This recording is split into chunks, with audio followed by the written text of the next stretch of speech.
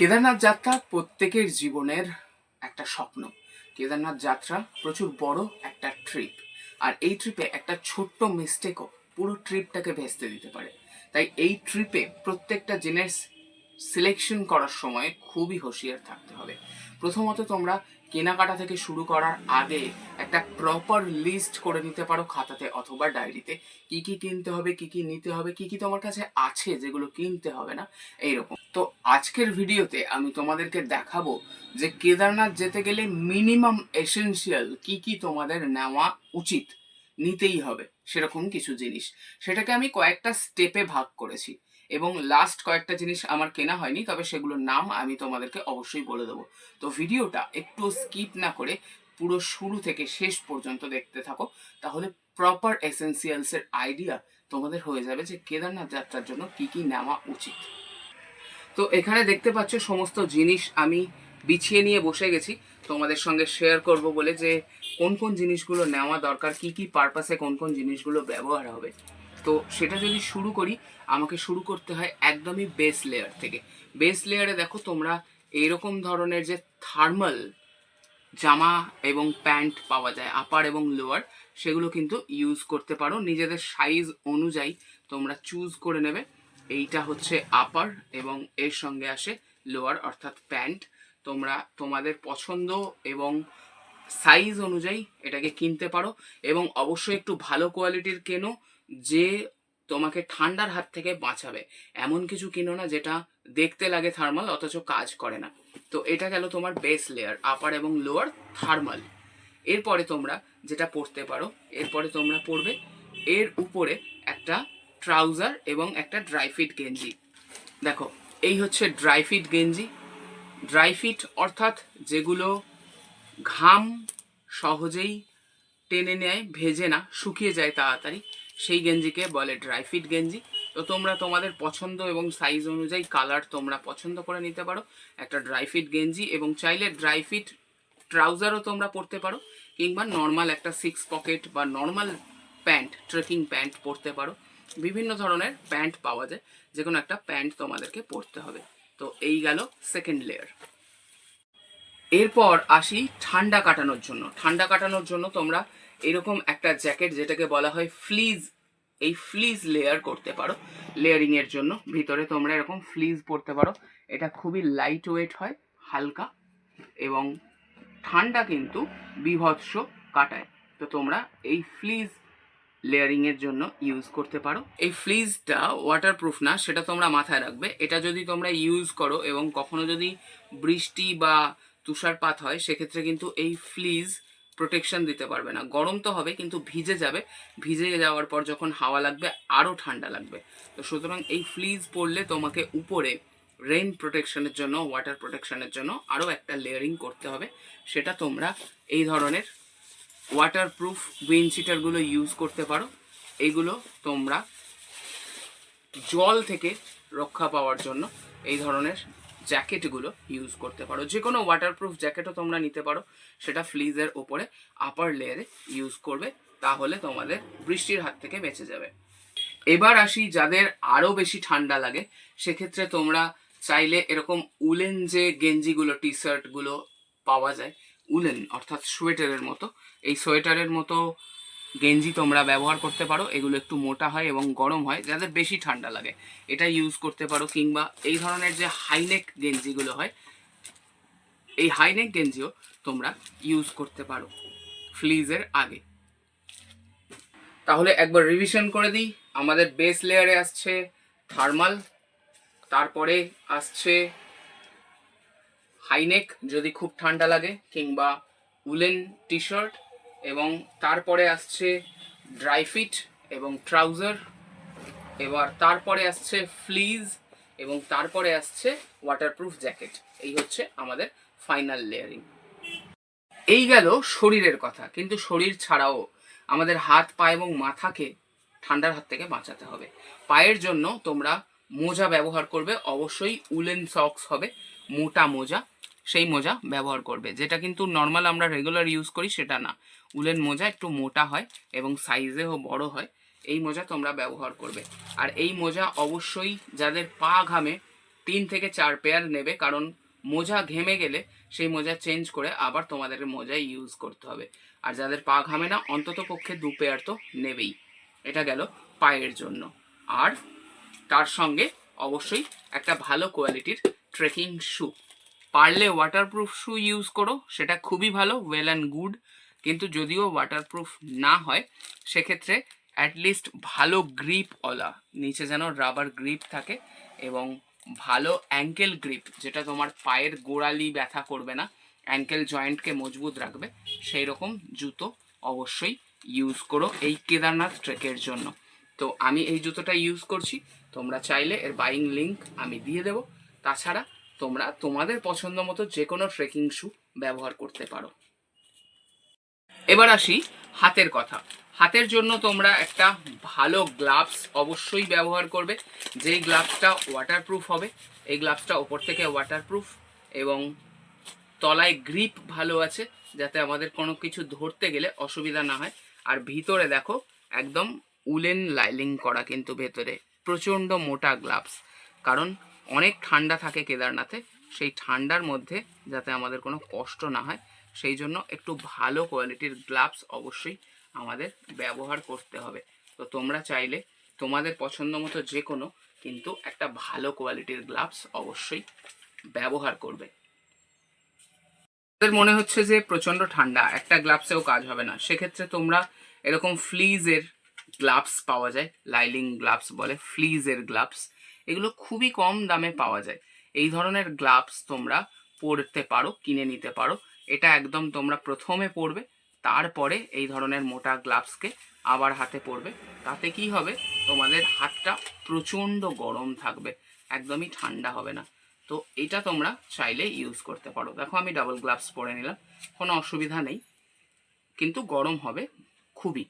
এরকম তোমরা চাইলে ইউজ করতে পারো এই গ্লাভস।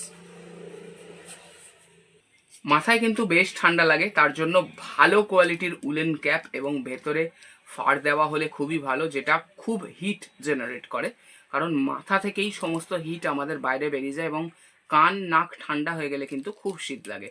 তাই সেগুলোকে প্রপার গার্ড করার জন্য প্রপার একটা মোটা কোয়ালিটির উলেন টুপি তোমরা ব্যবহার করবে। এবং তার সঙ্গেও যদি ঠান্ডা না আটকায় সেক্ষেত্রে এইরকম ধরনের ফ্লিজের ক্যাপ পাওয়া যায়, যেটা গ্লাভসে দেখালাম, সেম ফ্লিজ ক্যাপ পাওয়া যায়। এই ক্যাপটা তোমরা বাইন্ডিং করে এই টুপির ভেতরে ঢুকিয়ে পরতে পারো, সেক্ষেত্রে কিন্তু তোমাদের আরও বেশি ঠান্ডাটাকে আটকাতে পারবে। এবং এর সাথে অবশ্যই একটা নেক ওয়ার্মার ইউজ করবে, গলায় যাতে ঠান্ডা না ঢোকে। এই নেক ওয়ার্মারটা কেমন হয় একটু আমি তোমাদের খুলে দেখিয়ে দিচ্ছি চট করে। এই যে এটা এরকম হয়, এটাকে গলায় কানে নাকে যেমন করে খুশি তোমরা ইউজ করতে পারবে ঠান্ডাকে আটকানোর জন্য, ডাস্ট ধুলো ইত্যাদি আটকানোর জন্য। এটা কিন্তু মাস্ট, এই নেক ওয়ার্মারটা তোমরা নিতে পারো, খুব সহজেই বাইরে খুব কম দামের মধ্যে পাওয়া যায়, কিন্তু খুবই ইউজফুল, এটা তোমরা অবশ্যই ইউজ করবে। এবং যাদের জয়েন্টে পেন আছে সেক্ষেত্রে জয়েন্টের জন্য এই ধরনের অ্যাঙ্কলেট বা এর থেকেও ভালো কোয়ালিটির পাওয়া যায় ট্রেকিংয়ের জন্য, সেগুলো করতে পারো। এটা ফুটবলের, তো যে কোনো ধরনের এই অ্যাঙ্কলেট তোমরা ইউজ করতে পারো গোড়ালি এবং অ্যাঙ্কেল জয়েন্টের জন্য। তো এইগুলো জয়েন্ট পেন যাদের আছে তাদের জয়েন্ট পেন হবে না, একটু কম হবে, আটকে রাখবে, এগুলো বেটার অপশন। এবার আসি একটা টাওয়াল কিংবা গামছা, যার যেটা পছন্দ, যার কাছে যেটা অ্যাভেলেবেল আছে, একটা গামছা কিংবা টাওয়াল অবশ্যই নিও। কারণ যদিও ঠান্ডা জায়গা, স্নান হয়তো করা যাবে না, করা গেলেও করা যেতে পারে, কিন্তু হাত মুখ তো অবশ্যই ধোবে, নিজেকে তো পরিষ্কার পরিচ্ছন্ন রাখতেই হবে। সেই জন্য গামছা বা টাওয়াল অবশ্যই তোমার সঙ্গে রাখবে, যেটা easy to carry, easy to access, খুব লাইট ওয়েট অথচ কাজের জিনিস। এটা কিন্তু একটা মাস্ট জিনিস যেটা তোমাদের নেওয়া উচিত। এবার আমি এখানে গামছা নিয়েছি, তার কারণ হচ্ছে আমার মনে হয় টাওয়াল অনেক মোটা হয়, তাতে জল অনেকক্ষণ ধরে রাখে, শুকোতে অনেক বেশি সময় লাগে। সে জায়গায় গামছা একদম ছোট জায়গার মধ্যে ভাঁজ করে আমি নিতে পারবো, আবার পাতলা হওয়ার জন্য খুব তাড়াতাড়ি এটা শুকিয়েও যাবে। তো গামছাটা আমার কাছে খুবই ইজি অ্যাক্সেস মনে হয়েছে, তাই আমি গামছা ব্যবহার করছি। এইবার এই যে সমস্ত জিনিসগুলো নিলাম, এইগুলোকে নেওয়ার জন্য একটা ভালো কোয়ালিটির রুকসাক অবশ্যই নিতে হবে তোমাদের। এইগুলোর কি ইউজ এগুলোও বলবো এক এক করে, তবে রুকসাকে আসি। একটা ভালো কোয়ালিটির রুকসাক অবশ্যই তোমরা নেবে। সেই রুকসাকটা যাতে তোমার পিঠে ভালো সাপোর্ট থাকে, কোমরে ভালো সাপোর্ট থাকে। কিভাবে কিনবে, কোথা থেকে কিনবে, সেই সমস্ত কিন্তু আমি এর আগের ভিডিওতে দেখিয়েছি, তোমরা চাইলে দেখে নিতে পারো। এবং সাইজটাও দেখে নেবে। একজনের জন্য 40 থেকে 50 লিটারের রুকসাক এনাফ। এবং তোমরা যদি ক্যাম্পিং করো এবং নিজেরা সমস্ত খাবার দাবার নিয়ে ক্যারি করো, সেক্ষেত্রে 50 থেকে 60 লিটার রুকসাক ব্যবহার করবে। এবং রুকসাকটা যেন অবশ্যই ওয়াটারপ্রুফ বা মিনিমাম ওয়াটার রিপ্লেন্ট হয়, না হলে জল ঢুকে গেলে খুব মুশকিল হবে।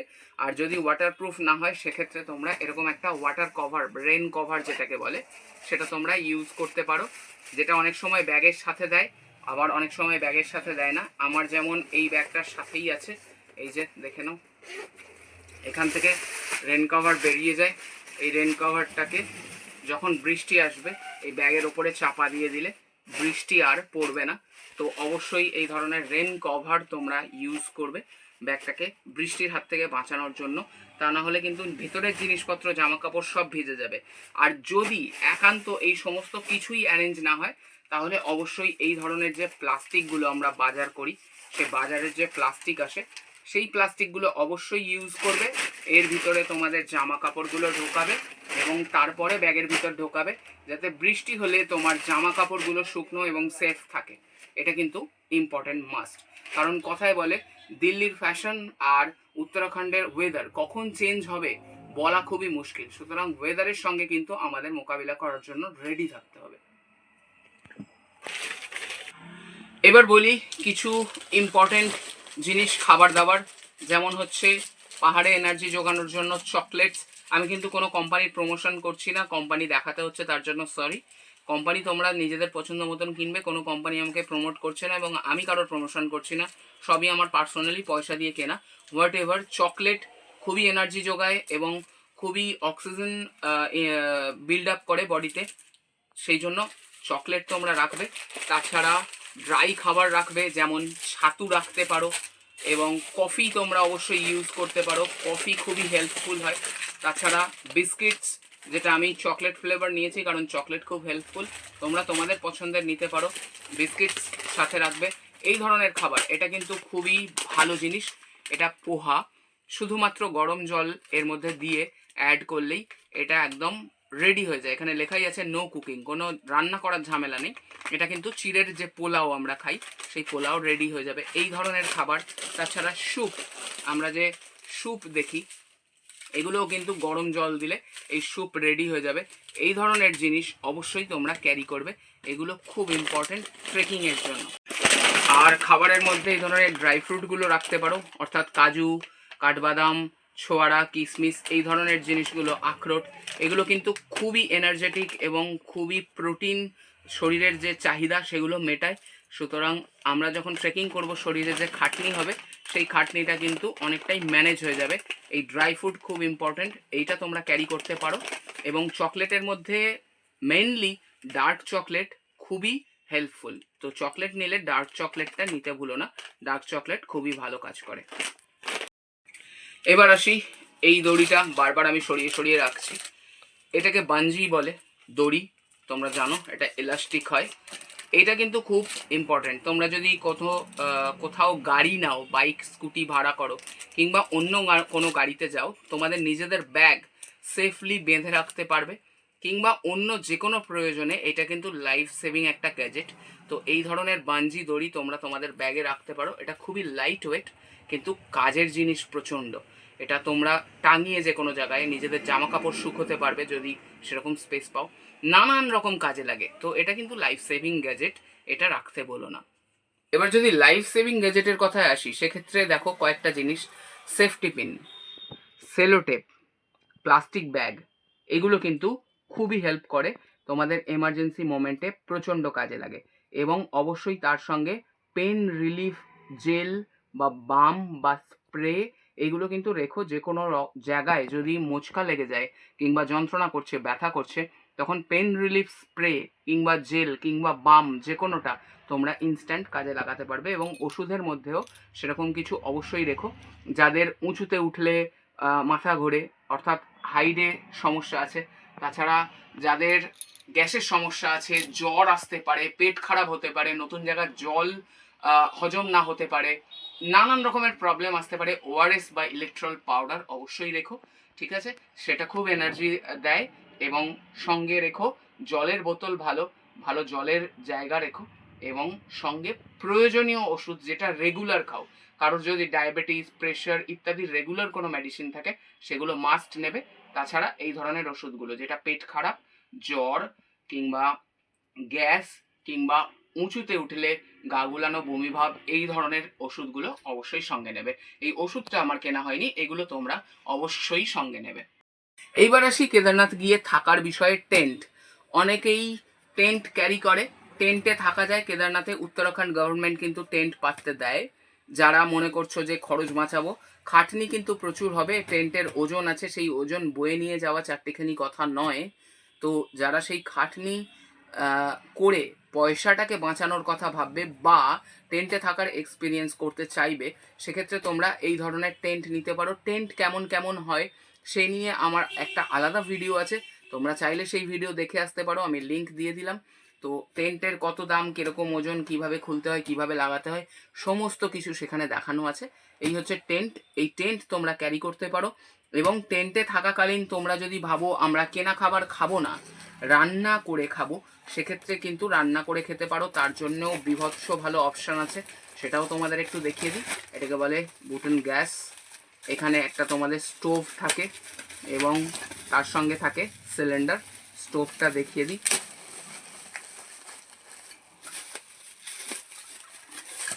এই হচ্ছে স্টোভ। এটাকে এরকমভাবে খুললে এটা রেডি হয়ে যায়। তলা থেকেও পায়া আছে, এই যে পায়া ওপেন হয়ে যায়। এই হয়ে গেল তোমার স্টোভ রেডি। এবং এর সঙ্গে এরকম সিলিন্ডার আসে, গ্যাসের সিলিন্ডার। তো সেই সিলিন্ডারগুলো এখানে লেগে যায়, তারপরে এখান থেকে ফ্লেম আসে, রান্না করতে পারবে।